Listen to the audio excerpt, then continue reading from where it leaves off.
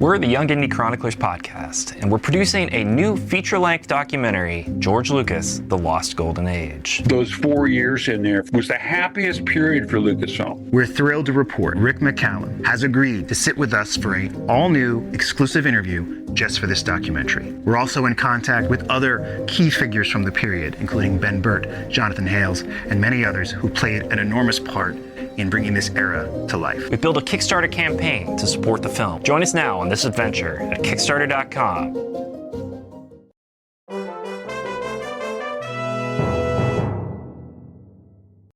Hello there. Welcome to Force Ghost Conversations. This podcast is your home for cozy deep dives into all things Star Wars and Lucasfilm-adjacent properties. This is your host, Anthony King, and each week I will be joined by fans, creators, and believers in the principles from the galaxy far, far away to discuss the thematical elements from our favorite Lucasfilm properties. And without further ado, it is time to gather around the campfire for some Force Ghost Conversations.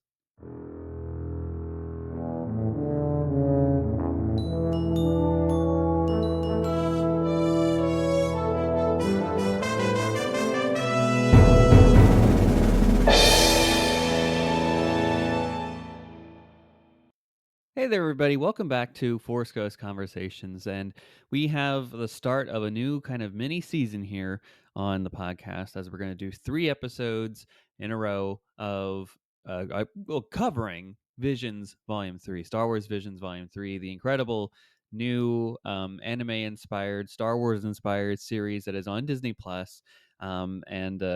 Can't wait to get into our main topic of discussion today with Dani from the Not the Droids Podcast. We go into part 1, as I've kind of spaced them out over the course of these 3 episodes here, so that we can talk about kind of each of them in a more focused space, rather than having all 9 kind of thrown at us at once here of the entirety of Visions Volume 3 here. So this is an episode where we'll talk about the dual payback, Song of the Four Winds, and the Ninth Jedi, the Ninth Jedi, Child of Hope. So really excited to dive into all those episodes here, and we do have some Cloud City gossip here for you. A little bit of a slower news week, I'll say, on the Star Wars and Lucasfilm adjacent front here, because it's Thanksgiving time, right? People are slowing down for the holidays, at least from the business side of things. So I really am not anticipating a whole bunch of big drop news kind of things until probably the new year, which they'll probably start the ramp up for The Mandalorian and Grogu on that front there. But did get a little bit of a big thing here, right? I don't want to discredit the value that the show really has here, so I'm going to say it's a big thing, right? Got the formal announcement of the release date for Young Jedi Adventures Season 3. It's coming on December 8th on Disney Plus, as well as Disney Junior will air on. It's a great show. I've really appreciated it. It seems like it's just going to be a couple episodes here, maybe wrapping up the show. Just continuing these great the stories of the High Republic era, and especially for this younger kid audience. Like I'm just imagining that there is a group of kids out there that this is their introduction into the galaxy far, far away, and that is awesome. We'll see the fruits of this labor maybe 10, 15 years from now, as the kids that are tuning into this on their Disney Pluses or maybe even live on TV, if that's their kind of jam. Then we'll see where the stories go from that in the future. And more Nubs content, of course, is always a great thing. So the poster is available on StarWars.com. You can find the trailer as well for the upcoming season on pretty much all the Star Wars social channels, as well as YouTube and on StarWars.com as well. And I implore you to check that out. And also just please watch the show. It's really good. Eventually, it's on the whiteboard. We will talk about it here on the show. Probably not every episode individually, maybe just like a grand kind of celebration of it overall. But we will talk about it here and give it the space and time that it deserves accordingly. So, folks, that is all the news that I had compiled for this week. Let's get into our main topic discussion about Part 1 from Star Wars Visions Volume 3. Stay tuned.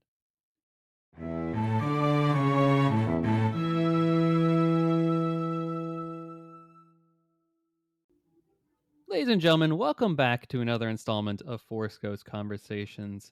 We are finally, after all these years, talking about Star Wars Visions. We somehow avoided talking about Volume 1 and Volume 2 to this point of the show, even though both have existed during the time frame that we have been doing a podcast here.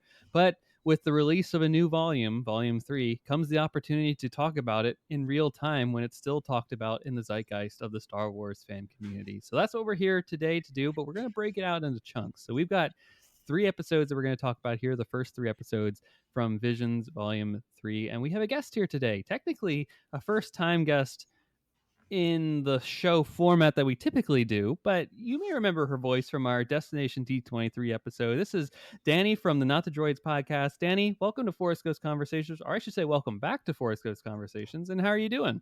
I'm doing great. I'm so excited. Visions is kind of new for me, so I really hadn't dove into it until more recently. And then this week we also had, as when we did our talk during Destination D23 about the Young Jedi, season 3 is coming.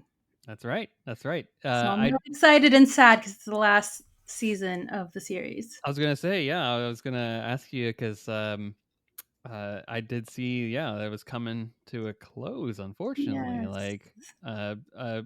I'm shocked because frankly, it's been with us for I feel like forever. But it's Yeah, really only has been a part of the fandom for about a couple of years now. But there's so many episodes. there are. It's one of those where people are probably like, wow, they really made all those if you went to Disney Plus, folks, right now and pulled up Young Jedi Adventures, They average and 23 to 24 a season. and with the old format of 2 stories within an Yep. episode to keep the attention span and also for commercial breaks. So it's really 23 a season times 2 of that, right? You're looking at 80 individual stories Yep. within this High Republic But galaxy. season 3 only has 7 episodes. Only 7 episodes. How are they going to do that? And I think we're going to end up with one that is more of a long form because they are also aging up our characters towards the end. Oh my, that's awesome. Oh, So they're older going to be Nubs, Darth Nubs is coming into play here. Nubs grows up. If you've seen the No. clips, it's right at the end of the trailer. Nubs is big, but I think it's going to end with them being either full Padawans. I think that's what's going to happen is you see them going off as Padawans or maybe even older, but it looks like they're more teenage in the trailer. Oh wow. And it sets up the sequel story, Jedi Adventures instead of Young Yes. coming to you on Disney XD next fall. Mhm. That would be great, but unfortunately I think it's the last time we'll see these characters for a little bit, unless they're in Darth Nubs format for the Rebuild the Galaxy season 3 eventually that'll come out. Yes. But I am thrilled. I can't wait to hear your episodes on that because, like I said before, your podcast is pretty much the only one in the Star Wars community that has actually respected the show in the format It's that it was so meant to be seen, and it good. is great. It is great. I admit I'm behind on it personally, but I will make the pledge to you, Dani, and the listeners. We will cover it eventually on this show. Yeah. Maybe not each individual episode, but we'll do a grand thematical episode about it once I get through the end of it here. I'll have you back on. We'll chat Yeah. about it. Oh, definitely. That is the show I would love to chat about all the time. Wonderful. Well, we're here to talk Visions Volume 3, and I know that Not the Droids is really doing you're looking at things from the canon perspective. So you're starting from Young Jedi Adventures and working your way through, jumping at places where it's relevant Yeah. to the zeitgeist of things that are coming out, obviously, right? Andor pops in there. You're like, okay, I got to talk about this as it's happening, right? But typically that's your format there is we're going through things in a canonical style here. When a Yeah, we want to Visions add the others in because Visions, I do think we need to cover it at some point. It's just we are in the middle of Clone Wars right now, and it's Yeah, hard to you're in the find a slog of it. yes. I was gonna say, yeah. So you think Visions is something that you'll tackle one day once maybe you're past episode 9? I would like to. It might even be one of those things where we do some one-off episodes. Mm-hmm.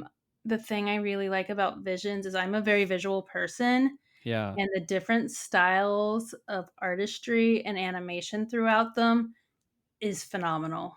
right. That is so cool. Yeah, and Visions is definitely the medium of avant-garde art. I mean, it's maybe not avant-garde for the people that are putting it together, because like it highlights all these different studios across the world. Visions 2 is Volume 2 is a global endeavor. 1 and 3 are more only Japanese studios focused. But even within just the country nation of Japan, there's not one So many typical style. styles. It's just not one thing here. And even in these 3 episodes we'll talk about here today, for example, you have like this samurai noir piece, basically, all the way through to I guess the second one being the Song of Four Wings, kind of being like your traditional anime of sorts. It's like very cutesy anime in a way. Yeah, yeah. And the whole gambit between there. I don't know if you watched all the way to even like the ninth episode of this, which is Black, which is this like jazz space opera thing, which blows my mind just thinking about it. Still, that's the range of Visions Yeah. Volume 3. It's really cool. I love it. It almost sometimes gave me like throwbacks of when Into the Spider-Verse came out. Yeah, Like yeah. the first one, how it has like that different art style where it's unexpected, but it's so good at the same time. Agreed. Sometimes like when there's new art styles, people are like, I don't know if this is like a thing I can watch, or and it switches each episode essentially. So it's kind of almost like your brain has to readjust. Yeah, yeah. You have to It's like. also different stories, so you're essentially watching different things every single time. It's like you have to accept the change as presented to you. Yes. And you're like, whoa, I don't know if I like this at first. And then, Yeah. okay, the third bite in, I'm like, okay, this is more palatable than I thought. You have to overcome that like little bit of fear and animosity that you have. But Yeah. once you're in and you're hooked, you're in it. Oh yeah. You will be hooked and you'll be in it and you will want more. Absolutely. And speaking of Visions Volume 3, there were 2 before it. And I just want to get your opinion on this. Like, what do you think of? Have you even watched the first 2 volumes? I'm curious. I don't know. Maybe you have. Maybe you haven't. Do you have any thoughts I on have that? not quite finished the second volume. Okay. But I have watched all of 1, and I think I only have like 3 or 4 episodes left of the second. Fair enough. I really do enjoy them. And it's nice because sometimes in Star Wars, when you're watching something, it is like a full-on commitment. It is. Yes. It's movie, it's long form, it's series. And with these, you can kind of enjoy, because even with like Young Jedi, we just talked about, there's tons of episodes, and like you can watch them as little one-offs. But this way, like the way Visions is set up, you can kind of watch them as one-shots. And now with Volume 3, we are getting some like continuations. Yeah, exactly. We'll get But into it's that. still stuff that like right now you could watch within like an hour and not feel like you're like, oh, but I want to stick around for the rest, because there isn't a rest that follows the same stories. Yeah. Now, like we were saying for your podcast, you go through the Star Wars universe in a canonical style, and this exists outside of the canon sandbox. So, from your perspective, are you like, is it refreshing, or is it just nice to like kind of watch something that's in the vein of Star Wars, but it's also like, I don't need to be so concerned about, oh, why do they have a red lightsaber? Why do they have a blue lightsaber? Who are these characters? They just like, can you more relax, I guess, in watching it? I feel like because I have always been a Star Wars fan, that I kind of can relax with a lot of them. Okay. With Not the Droids, we did choose canonical in-universe timeline, which is wild. But we had to kind of limit it anywhere, because I'm like, I want to do the Lego movies. I love the spin-offs. I love that Phineas and Ferb has a Star Wars spin-off. Like, Yep. I want to cover those, but we had to put you some. want to watch Spaceballs, like all this Yes, stuff. yes. But we had to have some guidelines with stuff like this. I really enjoy it. It's also like a way to enjoy it without me having to like necessarily take notes. Yeah. Like I can just sit and watch and not think about, oh, I should make a point of this in the episode, or that I have to like pay super attention, that I can put it on background and still be okay. Right. Even though for this, arguably, you probably took notes for the sake of the I am a note taker. I thank you for being a trooper and doing that for the course of this effort here. But you were also in Japan for this past April for Star Wars Celebration, where arguably Visions might have been like the most on display thing there for at least what people were expecting coming into the convention. Like that was one of the few things we knew were fully announced, and they were going to give a full breakdown into what was it they were going to talk about probably there. And they had the pavilion there, they had the full panel. Yes. How did you feel like seeing that in person there, like getting the announcements there? I What did hadn't you think watched about it all that? prior. Yeah, we just So like, it was let's hook really all like these fans into this stuff. it really was like my essentially like my first like glimpse into what Visions was as a thing. And I didn't get to go to the panel. I did have a friend in the panel, but because I'm an art student at heart. So like just seeing the images just like, oh no, I have to watch this. Like it's not a movie, it's not this, it's not characters I know, Yeah. but it just felt like something that was like, okay, this is something I'm going to enjoy and I need to like take the time to sit down and watch it once I'm no longer in Japan. So like I Sure. remember, and that's really what like led me to being like, okay, this is now on your list of things you need to Mm-hmm. watch. Mm-hmm. You on the plane ride were like queuing up Star Wars Star Wars Visions, and you're like so inspired, I imagine. I am the type that if I leave something and I've been somewhere that I've been really enjoying it, that is where I start like I'm like, "Oh, I wanna watch this again." Yeah, yeah, So right then that's and where I there. kinda, like, dive back into things. Nice. Did you go to the like the, I guess you would call it pavilion for Visions while at on the show floor? I did. I did. Any like big thoughts or takeaways from that experience? It feels so long ago. It wasn't that long ago. It was I do remember it was, like, one of the first places I actually visited because when I walked by it, the first day, there was no line, so I popped in. You know, when you don't see a line, you just Yes, do yeah. it. You kind of, well, you take advantage of it because other Mhm. people will like catch on to it eventually. Yes, they'll realize it's there, and it was just nice to, like, enjoy what it was and seeing the different ways that they were doing things, and they also the pavilion felt very yes, it was Star Wars, but, like, on brand for the style of artwork that it Mm-hmm. uses. Yeah. So, it's really cool to see, like, the different aspects of it in that situation. Yeah, for sure. And I bet it was easy for them to like get the stuff from the studios there, Yeah, like it was readily available where there's, like, other things they had to, like, instead ship of and, like, having to think ship it about it. across to Los Angeles Yes. or San Francisco, wherever, right? Like they were Yeah. like, "Hey, we're taking advantage of this moment in time." And speaking of taking advantage of this moment in time, let's talk about these episodes here. So, folks, we are Mhm. here to chat about the first 3 episodes from Volume 3. So, it's full spoiler alert from any moment from beyond here. In case you haven't checked them out, go watch them on Disney Plus now because they're awesome.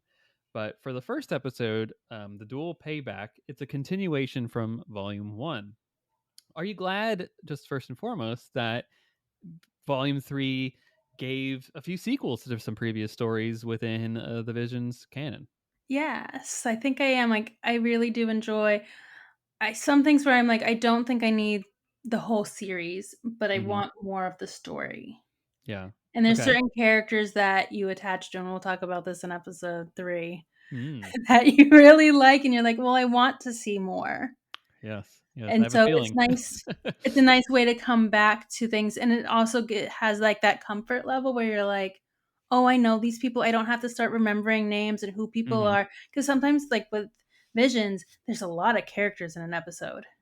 Yes. Yep. And so, There's like, then arguably too many. please don't reference names for most part because 'cause I'm like, a lot of them just go over your head because what, max time, like, one episode runs about 24 minutes max, Roughly. Yeah. short end 18, so they are quicker episodes, so you're, like, trying to get all the information, so when you have the sequel, you're like, "Oh, I already have a basis for that, I don't have to, like, mentally work as hard, Hmm. I can Hmm. just watch and take what's coming in." Yeah. I think yeah, I'm glad that they had sequels for this one. I think going back to Japan, like that was like something that a lot of us were like, "Oh, this opens up that possibility for sure if Mhm. they're reusing these studios again." I think when Visions Volume 1 came out and then they announced the second one, that wasn't of any of those same studios. I think that was the big thing that people were like, "Oh, it'd be cool if we got like a sequel for some of these," or Yep. like, "I wonder where they're going next with this." And although the duel got us a book in universe, the Ronin, and a comic run too, I believe. Um, the rest haven't gotten any type of sequel treatment up until till this point here. So it's great that they gave like people. There's enough of an interest from fans from obviously to have 3 volumes of this thing, but to actually give like, hey, people really resonated with some of these cool stories here and these characters, and they would love to see 20 more minutes of this, and we'll talk about Mhm. the Ninth Jedi, of course, too, later on in this discussion, Yeah, and which I is think actually that's getting even a like lot more. in the Star Wars universe, because we do have some toxic fandom within the universe, Oh, is that slightly, yeah. when when people don't like or choose that they don't want to like without giving things a chance, they're very vocal about it. Hmm. So I feel like there's things that Star Wars could have that doesn't even get a chance. So it's nice to see that there's so much support around Visions that we are getting more Yeah, and it's yeah, not getting cut off before it even had a chance to stand. yes, agreed. And yes, ending that, a predominantly, oh, I mean, it's not predominantly, it is fully non-American Mhm. groups that are getting their day in the sun by saying like, "Hey, let's play in the Star Wars sandbox." Um, and you're doing this in animation too. Like, how many animation studios outside of the U.S. really get to play in the Star Wars? Mhm. Even outside of Lucasfilm, right? How? Well, and I feel like it just gives you more room for stories from Yes, different fresher backgrounds. perspectives. Exactly. So, and I think we need that because some of these stories that we get have like in their story, you're actually learning about the culture Yes, of the people in their story. It's not just about like the plot, it's about who they are as a people and how what is happening within the universe of Star Wars is affecting their planets. agreed. Agreed. So within the dual payback, the first episode from Volume 3, were there any like thematical elements that stood out to you as you watched through it this first, or how many times you watched it? I got stuck at the Ewoks because I got so excited. That's all you needed to do.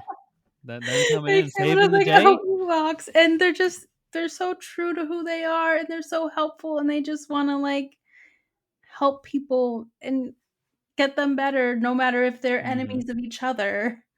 Yeah, being in the back to hot spa. Mhm. Like sign me up for that. That sounds a lot better than like Luke or Vader being stuck in a bacta tank and chilling Yeah. in there and floating in the water, right? No, give me a nice bacta pool to sit in and just relax. Mhm. That sounds a lot better and more enticing than Just a little bit. other things there. Um I yeah, the Ewoks are cool. It's a great inclusion because there really aren't too many like elements that translate almost on a one-to-one basis from the actual events of Star Wars to Visions. Yeah. And when they do, like this is one of those, like for example, this is an instance where it works, right? The Ewoks are coming in, they save the day. They showcase that just because they're cute teddy bears again, that they Mhm. aren't to be messed with, right? Because they Yeah. also take a part in the battle at the end sequence too, when the Grandmaster is trying to overtake the Ronin and the Sith down there. Um, what did you think of the Grandmaster and what he was really bringing to this foray? Like, is he a Jedi still, or is he so bent out for revenge that he's lost everything that it was once him? I do not feel that he is still a Jedi, but in Star Wars, I do believe in hope that Hmm. you're like, "Oh, I wish there's, like, a redemption arc somewhere, but I don't know that it's there." I mean, he didn't want one. You have to No. if you have to No. want redemption to be redeemed. Actually, True, but I feel like sometimes people fall into their redemption without realizing it because of circumstances, but, yeah, I don't think Jedi is the path anymore at all. yeah. I mean, he wasn't setting himself up for even putting himself in a position to be possibly redeemed either. Yes. I enjoy a good redemption arc, and sometimes you just want it and you're just like, "It's not happening here." Mhm.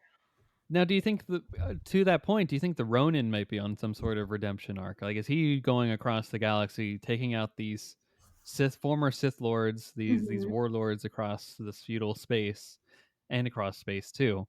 Um, like, is he on this like revenge tour of sorts to redeem himself for whatever transgressions he seemingly has done in the past? Because this Grand Master sequence doesn't seem like it was a Yeah. one-off occasion here. No, no. I feel like he's, like, on this revenge tour for not necessarily a redemption arc, but he's on this path that he's chosen, and he feels like it is how he deserves redemption, Uh huh. but I don't know if there's, like, an arc that is just like, "Oh, we go back to this," Got but it. it's more so the path that he believes he needs to be on. A crusade, of course, of sorts, right? Yeah. Yeah, I think that works. I think this is a really like good story. I think it's a good kickoff to Visions. Like it gets you Mhm. immediately in that frame of reference, even from the first episode of Volume 1 too. Yeah. Um, I think that this, like, if I were to show, it's hard to explain Visions to somebody, right? You kind of have to Yes. show them an episode to for them to get it.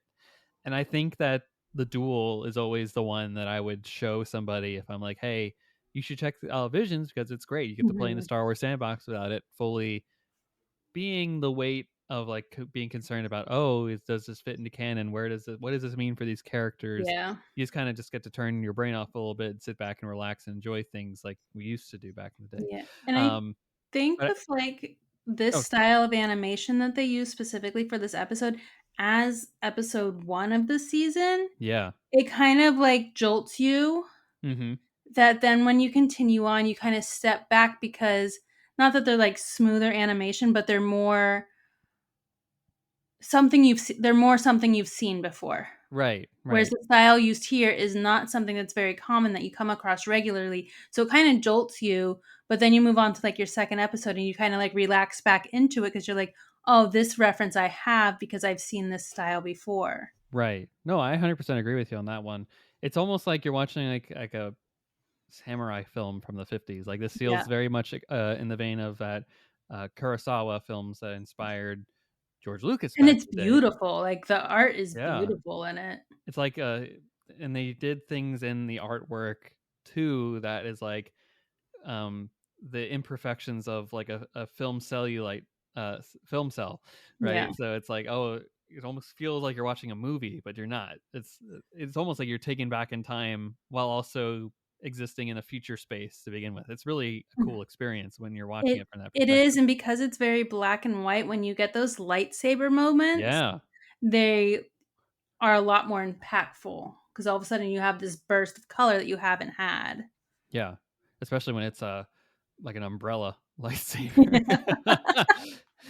That's pretty cool. I think we all are like, Yes. I mean, they played their hand in with the first episode, so they kind of had to bring it back, I guess, for a sequel to this, Yeah. and just to see it again, I'm like, oh yeah, you know what you're doing here, Visions. Um, moving on to the second episode, which is titled "The Song of the Four Wings." What was your favorite aspect of this particular short, and what do you think this episode overall has to say about the power of empathy?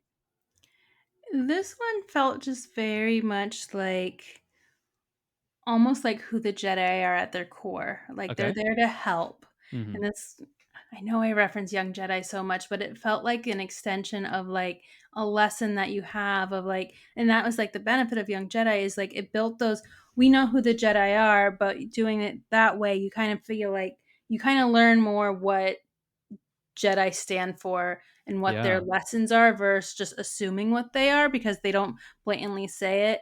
And so when you see this, it just kind of like they're here to help and they want to do what they can to help. Yeah. So I I know think that's she's like a right. princess turned rebel, which we know that character. Like Yeah, not the we've first seen her, time. and she's not necessarily like Jedi, but still has that core value system. Mm-hmm.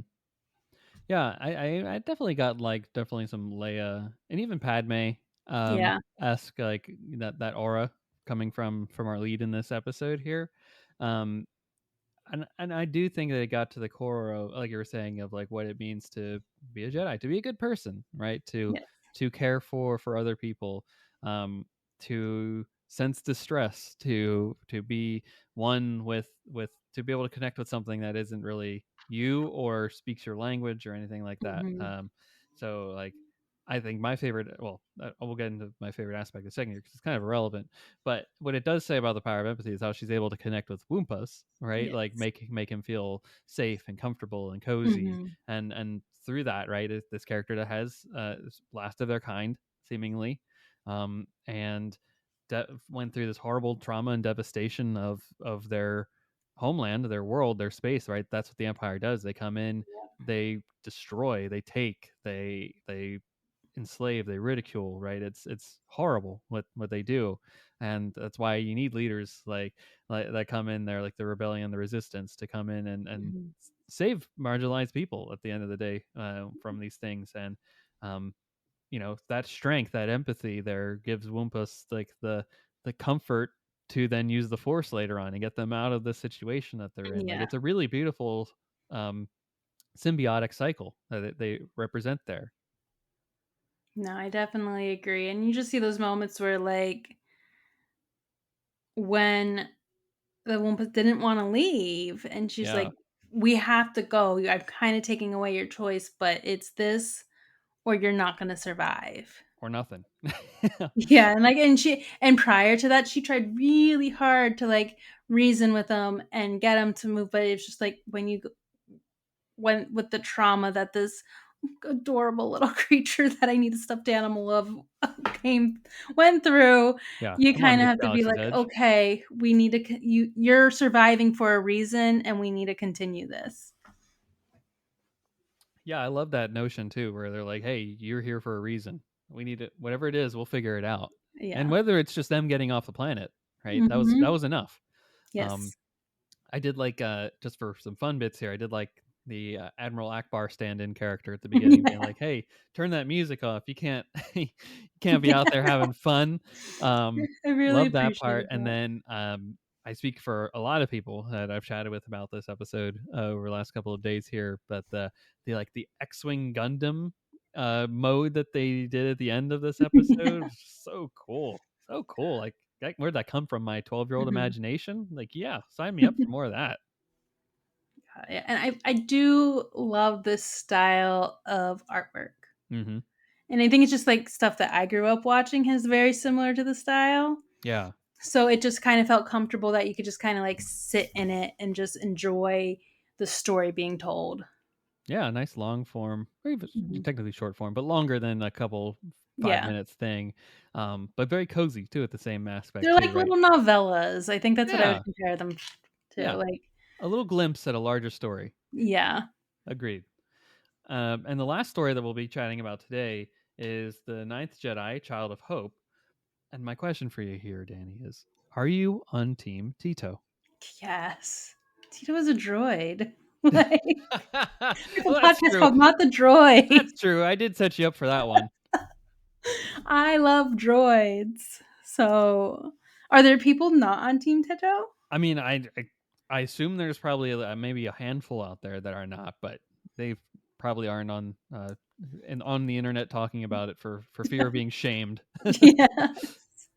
That's I a good shaming on the internet. That's where we can be toxic, is telling people that you can't have a negative opinion about Tito. mean, I don't accept negative opinions about most droids. There are some that I will accept, but Teto is not one of them. Mm-hmm. What did you like about him? He's just on a mission, and like when he realized like the mission he was initially on, as he waited all these years, no longer was valid Yeah. because who he was protecting was no longer there. He's like, but my job was to protect Jedi. Here is what I'm seeing as a Jedi, and I'm going to transfer that protection to the Mm-hmm. next person, and we're going to make sure that she survives. Yeah. So like he stuck to his mission, and he wielded a lightsaber, which is also really cool when a droid is just like, whoop, and he lost a leg, which was sad.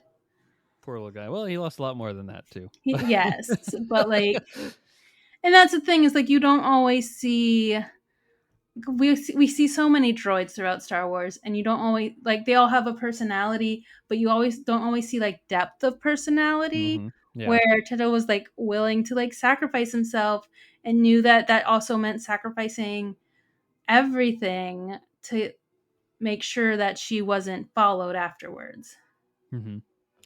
And that shows the connection that they had. And Mhm. droids, arguably in Star Wars, are often more human than humans are, Yes, or at least they express human emotions and humanity better than a lot of the people that are that is true. told to repress it for a variety of reasons. Looking at you, Jedi. Um, I really appreciated him for many reasons. Many of what you already had stated here. I think in addition to all of that, him being like realizing what his like the gift of him being able to see his master again, like being able to recontextualize that, not like you said about reframing his mission in general to help out here, but there's a avenue at least where if he were a person, right, and he saw his master and realized that they were gone, right, there's a different choice where people might make, where instead of like what he did, which is wise and um I would say it's wise, right, about being able to reframe in the context of, well, at least I got to see him one more time. It's like closure. Yeah, Like, exactly, a good closure on the book, right? Versus a lot of people might have been like, no, mhm. they get more, I guess, lost in the feeling of grief right then and there, Yeah. where they built themselves up so much over the years, and they're like, this is my one opportunity, and now it's Yeah, ruined. I'll it's never see also him been a again. lot of years. Like, Yeah. they referenced it was a significant amount that there's, like, part of you are like, did he think in the back of his mind that, like, this might not end the way I want it to? Mm-hmm. For sure. For sure. And I one more thing on the Teto front is, like, I did think that line where she's sharing some of her vulnerabilities and insecurities with Mhm. him, and he's like, for you to show like your vulnerabilities is great strength, right? Like turning Yeah. that around instead of like what often people are feeling like, where they need to suppress their emotions. To be emotional is to be weak, as other Mhm. might say wrongly, of course, as he's celebrating that. And if I heard that from a person like from Teto, like I'd Yeah. never lose a day in my life again. And was this the one where they said that, like, you may have not been strong then, but you can be stronger? Yes. Yep. Like, that is very impactful, that, like, because she felt like she couldn't be strong enough and she didn't deserve it, and he's like, "Well, right now maybe, but in the future, like, that's something you can change. That's That right. doesn't mean forever that you're not gonna be strong enough." That's right. With more practice and focus, determination, right? You Mhm. you were able to solve this with me and my master today. Like, what can you Yeah. do tomorrow? Kind of deal, right? And I know Yeah, she's more on the quest. training, like, it just Absolutely. And she's on the quest to find her dad. yeah. So, like, there's a lot more to the story here, and that's ultimately where I'm leading my next question here, which is, at Star Wars Celebration, they did announce the Ninth Jedi is being turned Yes. into a longer form series. Even at the end of the episode, they're like, to be continued, instead of just like cutting to the credits. Just blank cut, yeah. What do you think that series will entail? And let's start with that. Yeah, are you excited? What do you think it's going to be about? Well, so at the end of this episode, she's back on the ship and she's told them that these bounty hunters are tracking down Jedi. Hmm. And then you see the three, for lack of a better word, adults walk off and they're like, they know the name and they're like, it is what we feared, essentially, that they are being tracked down. So I think we will continue her story, but now we have bounty hunters tracking Jedi. And I think we're going to get a glimpse into that time period in Star Wars of when there were Jedi to when there were not a lot of Jedi anymore. Hmm. And I Yeah. think we're going to get to follow that story, but also follow it through her eyes as someone who appears to be training and becoming a Jedi while Jedi are going extinct. Right. Because obviously, like, they sense that. So, like, it's hard because they're like, oh, they sensed a Jedi there, but was it her, or because the other guy was no longer living That's right. and her dad was taken? So there's this sense that she is force sensitive and will become. So I'm wondering if we're going to be following her path while also watching how the bounty hunters and how this hunt for Jedi is going. Yeah. I think that's all right. I mean, I can't think of anywhere else that they'd probably go with that. I think the I bounty want hunter them to through follow line. her story. I'm Yeah, going to be like very I think they upset if have we to. don't follow her story. And I think they somehow find a way to reforge Tito so that he can keep the journey going here, Mhm. of the good I'm times like, with did he them. download his memory bank somewhere to the escape pod? Yeah, they Like, just like, is he just hanging around on the ship now? They just move him, transfer him into something else? Come mhm. on, Does guys, his figure it memory out. core get, like, found later on when they go to check? Like, That's right. That's right. He's out. Maybe he's not even. He like floated away, and he's just in the vacuum of space, and they're just gonna yeah. pick him up.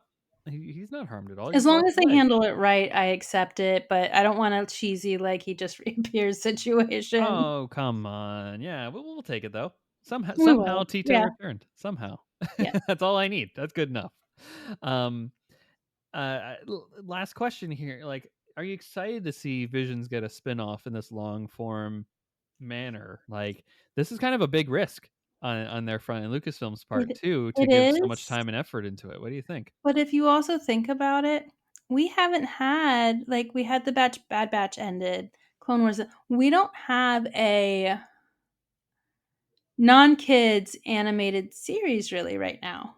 Mm-hmm. So there's space for it, and there's a desire for more content and a desire for not our stereotypical Star Wars content. We want different Right. stories, we want new things.